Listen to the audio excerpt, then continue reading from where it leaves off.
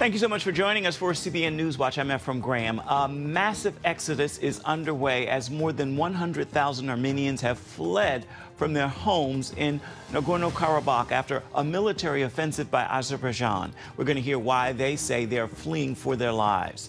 More and more countries moving their embassies in Israel to Jerusalem. We're going to take a look at why this is so significant for the Jewish state. A political civil war among congressional Republicans as one holdout GOP member says he will try to remove House Speaker Kevin McCarthy from his position. And federal bureaucrats have enormous power over our lives with rules and regulations. But now, could the Supreme Court weaken that power with a ruling in an important new case? All those stories and more ahead today on CBN Newswatch. This is CBN Newswatch. Let's begin with that massive exodus as more than 100,000 ethnic Armenian refugees have now fled from their homes in the disputed region known as Nagorno-Karabakh. That is roughly 85% of the population in less than a week. Azerbaijan, which is backed by Turkey, recaptured the region last week with a military offensive. Armenia has condemned it as ethnic cleansing. CBN's Dale Hurd explained what's happening. Families packed into cars and trucks with whatever belongings they can carry have been arriving in Armenia after Azerbaijan opened the only road out of the enclave last week. They say they're fleeing for their lives. Armina Gazaryan, her husband, and 4 children are among the refugees. She said, "When the war broke out, children were outside and they came to me screaming, 'The war has started.' The shelling was from all sides. The children were crying. To be honest, I was scared too." Naira, who's 70 years old, says, "I went to bring the kids home. I was next to the Kirov Bridge, and at that moment, the shelling started. Kids were crying. I tried to calm them down." In an address, Armenia's prime minister called it a direct act of ethnic cleansing, and that without concrete action by the international community, they were just creating moral statistics for history. Joel Veldkamp of Christian Solidarity International called it a refugee crisis of immense proportions. Many of them are fending for themselves. Many of them we've seen are sleeping in their cars, are sleeping in tents, are sleeping in the streets of the city of Goris, which is close to Nagorno-Karabakh in Armenia. Armenia is not a rich country by any means. This is going to be an enormous refugee crisis, an enormous challenge for all the aid organizations working to help these people. Armenians have lived in Nagorno-Karabakh for centuries, but it's been at the center of a bloody conflict between Azerbaijan and Armenia since the late 1980s, when the 2 former Soviet republics fought a war during the collapse of the USSR. The territory has a rich Christian history that is at risk of being wiped out. Some here believe Armenia itself, one of the oldest Christian countries in the world, is probably the next target for Turkey and Azerbaijan. The United States and other Western countries have so far only expressed concern about the refugee crisis. A lot of Armenians right now are very upset because, as you said, this blockade lasted for 9 months, and they were crying out for help during these 9 months, and it seemed like the global church really didn't listen. Dale Hurd, CBN News. CBN's Operation Blessing sent boxes of food and hygiene products to Nagorno-Karabakh in the months leading up to the crisis and is now moving to begin helping the refugees who are arriving in Armenia. And Orphans Promise has also been on the ground in Armenia for more than a decade and is prepared to work through its network of churches to assist in the relief efforts. You can find out more about what Operation Blessing is doing by going to ob.org. I want to turn now to the Middle East. Another Israeli cabinet minister is visiting Saudi Arabia. The communications minister is in the Saudi kingdom today in the latest sign of improving relations between the 2 countries. It comes after Prime Minister Benjamin Netanyahu's recent trip gained attention for the prospect for stronger relations with the Saudis. But one significant development escaped the spotlight as more nations are moving their embassies to Jerusalem. CBN Middle East Bureau Chief Chris Mitchell brings us this story. At the United Nations, Prime Minister Netanyahu met with the President of the Republic of Congo, signaling another embassy move. We agreed that Israel will open an embassy in Kinshasa and Congo will move its embassy from Tel Aviv to Jerusalem. These are two good announcements, and I think they reflect our common desire to upgrade our relations. Then came Paraguay. Paraguay will reopen and will put the embassy where it belongs, in the city of Jerusalem. Our history brought us together, the present brings us together, but the future will have us more closer than we've been never before. Before his U.S. trip, Papua New Guinea became the 5th country and first Asian Pacific nation to announce such a move. Many nations choose not to open their embassies in Jerusalem, but we made the conscious choice. This has been the universal capital of the nation and people of Israel. For us to call ourselves Christian, paying respect to God will not be complete without recognizing that Jerusalem is the universal capital of the people and nation of Israel. And as you correctly said, it's been our capital for the last 3,000 years. This is where so much of our heritage emerged from. This is where our values were forged. This is where our prophets prophesied. This is where so many of the eternal values that we hold dear were created and disseminated to the people of Israel and from there to all humanity. Prime Minister Marape invited Pastor Joseph Walters to represent his country's Christian community. Already, the people are excited, especially the Christian populace is so excited that our government has made that move and stand. And we believe that with our connections to Israel, the continued friendship we have, and the building of the embassy will bring blessings to us, as promised by God in Genesis 12:2-3 to Father Abraham. Pastor Walters expects the move will lead to economic benefits. Big time for Papua New Guinea, economic, technology, health, power supplies, and whatever Israel can offer in the agriculture sector. We're all excited and looking forward to that. Thomas Sandel of the European Coalition for Israel feels it's clear why nations should move their embassies to Jerusalem. I would say, as a matter of protocol, no other nation would have their capital, the location of their capital questioned. I mean, it's a given. It's up to the Israelis to decide what is the capital of the Jewish state, and then for other countries to follow diplomatic protocol and just accept it and move their embassy to Jerusalem in this case. To just recognize the importance of Jerusalem, that goes back thousands of years. Some believe after 3,000 years, these embassy moves represent a move to give the capital city the respect it deserves. And as for Papua New Guinea, it's a generational shift in Christian Zionism that indicates a factor where nations may realize the importance of aligning themselves with prophecy regarding Jerusalem. Ephraim? Chris, what other nations are considering moving their embassies to Jerusalem? Well, Ephraim, we've heard of a number of other nations considering moving their embassies to Jerusalem. For example, the island nation of Fiji, they have a move already in next year's budget. In Europe, there's been talk of Hungary, the Czech Republic, and even Poland coming as a bloc. In Italy, there's a parliamentary move about the move of the embassy. Then in the African continent, the Malawi's been talking about it, as other African nations. And yesterday, Ephraim, we heard a speech by the deputy mayor of Jerusalem. And what she was saying is that 5 of the nations that have already moved their embassy to Jerusalem, 4 of them have come as a result of efforts by evangelical Christians. That would be the United States, Papua New Guinea, Guatemala, and Honduras, Kosovo being an Islamic nation. And she calls this a success of faith-based diplomacy, and how evangelical Christians around the world are really playing a major role in the move of embassies to the city of Jerusalem. There's a lot of talk about normalization between Israel and Saudi Arabia. What impact might that have on other nations moving their embassies to Jerusalem?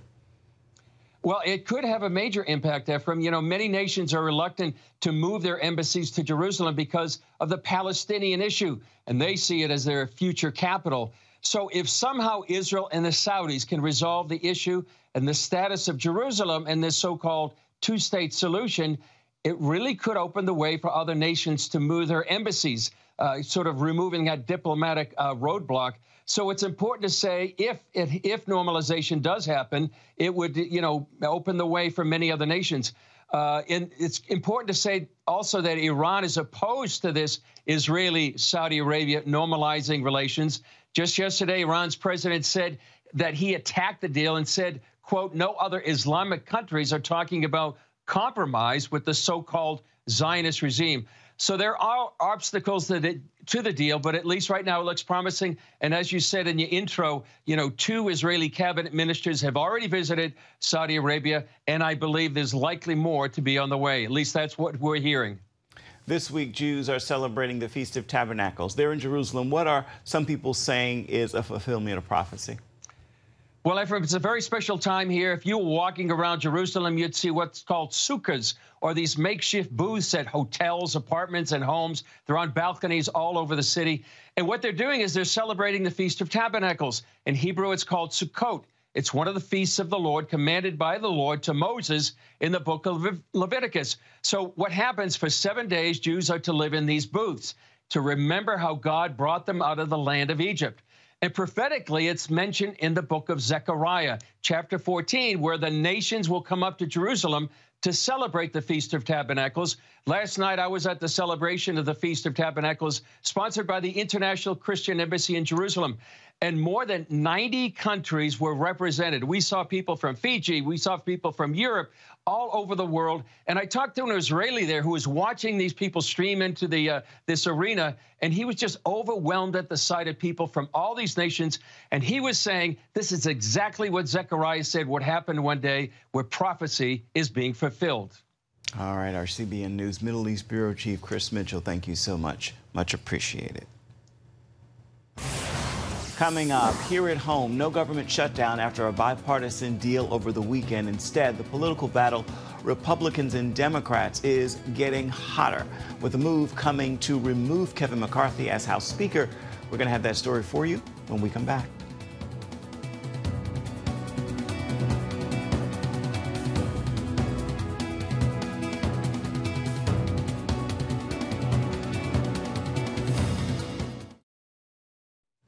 Congress has avoided a government shutdown for now, but the agreement escalated a civil war in the GOP. House Speaker Kevin McCarthy had to turn to Democrats to pass a continuing resolution in the House. About 90 Republicans voted against the measure. Now one GOP holdout is threatening to take down the Speaker. The stopgap measure keeps the government open for 45 days, ending November 17th. It also does not include any aid for Ukraine, which President Biden and many Republicans say is crucial. Biden criticizing Republicans for the last-minute chaos. I'm sick and tired of the brinksmanship, and so are the American people. Republicans are accusing a Democrat congressman of obstructing the process by pulling a fire alarm Saturday. This video seems to show New York's Jamal Bowman activating the alarm. He called it an innocent mistake. Capitol Hill police are investigating. But it's Republicans' infighting that threatens to overwhelm the House after GOP holdouts refused to support a bill that included stronger border protections and significant spending cuts. House Leader Kevin McCarthy had to bring on Democrats to pass the continuing resolution. If you have members in your conference that won't let you vote for appropriation bills, doesn't want an omnibus, and won't vote for a stopgap measure, I don't want to be a part of that team.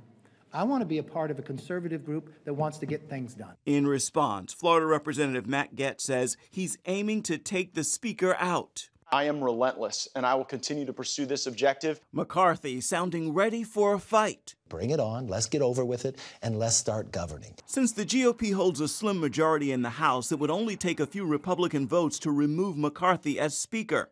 House Democrats are not prepared to throw him a lifeline. It's up to the Republican conference to determine their own leadership and deal with their own problems. But it's not up to Democrats to save Republicans, from themselves especially. Now, some House Republicans are taking aim at Gaetz, who is under investigation by the Ethics Committee for allegations of campaign violations, including taking bribes.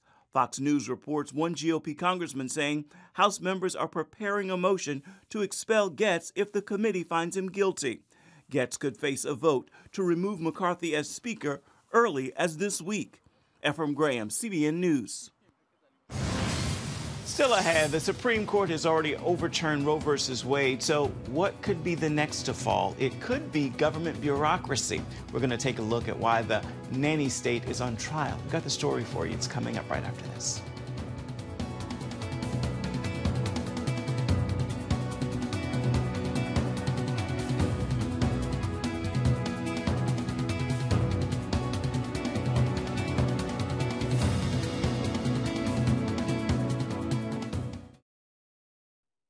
The Supreme Court begins its new term, and one case involves the enormous power unelected federal bureaucrats have over our lives, with huge numbers of rules and regulations. But that may be about to change, as the High Court will hear a case that could finally rein in the so-called administrative state. Jennifer Wishon brings us the story. Commercial fishermen have long been uncomfortable with a law that lets government monitors board their vessels to observe the fish they catch. Fishermen say if that wasn't bad enough, the National Marine Fisheries Service passed a rule that requires them to pay the wages of the monitors, who are taking a seat on their boats that could otherwise go to a paying customer, a burden that can add up to a whopping $700 every day.